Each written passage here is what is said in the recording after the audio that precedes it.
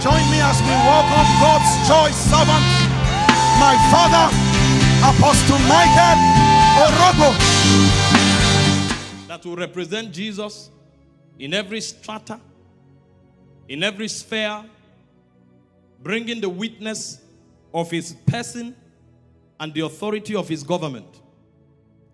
And for this to happen, matters that borders on the foundation of our belief system must be clearly understood and rigidly adhered to. The foundation of the Christian faith is built upon the revelation of the person of Christ and his works.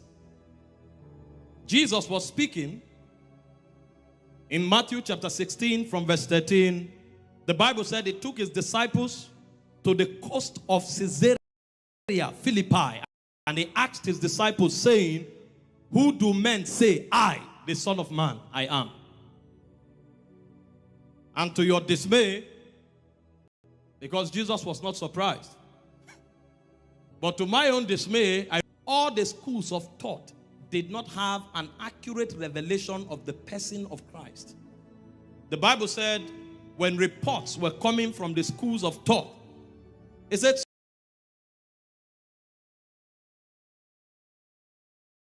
some said you are John the Baptist, others said you are Elias, others said you are Jeremiah, and others said you are one of the prophets who the master was. And because they had no revelation of who he was, the church of God could not be established on the face of the earth. Because when the church is born, the gate of hell will come. And if there's no accurate revelation, there will be no foundation for the church. So Jesus turned to his disciples. Maybe they didn't get the message of the prophets correctly, but you have been with me. Who do you say I, the Son of Man, I am? And again, nobody knew. Until Peter spoke by the Spirit. He said, "You are the Christ, the Son of the living God." And Jesus said to him, "Flesh and blood have not revealed this to you." That means it came to him at that moment. It was not a knowledge he was running with. It was a disclosure that was given to him at that moment. And quickly, Jesus capitalized on the moment. And he said, "Upon this revelation, I will build my church, and the gates of hell shall not prevail against it." And so the foundation of our faith is the revelation of the person of Christ and his works. And like I have taught you here before, there are four major dimensions of the revelation of the person of Jesus. The embodiment of that revelation is encapsulated within four major. First is the revelation of him as God the Son. The second is the third is the revelation of him as Son of Man.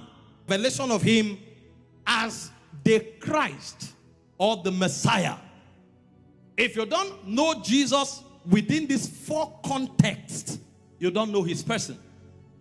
This is why the schools of thought considered him to be one of the prophets, because they didn't know that he was. That's the first revelation of him that you must have. But regrettably, up till this day, many in the world, including Christians, don't know that he is God.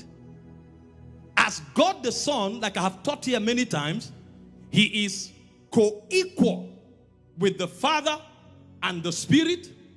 He is co-equal. He is co-eternal with the Father and the Spirit. And he is coexistent with the Father and the Spirit.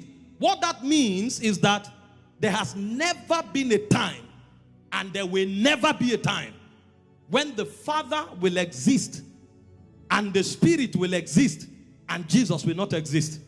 None is older than the other. They have always been and they will always be. What that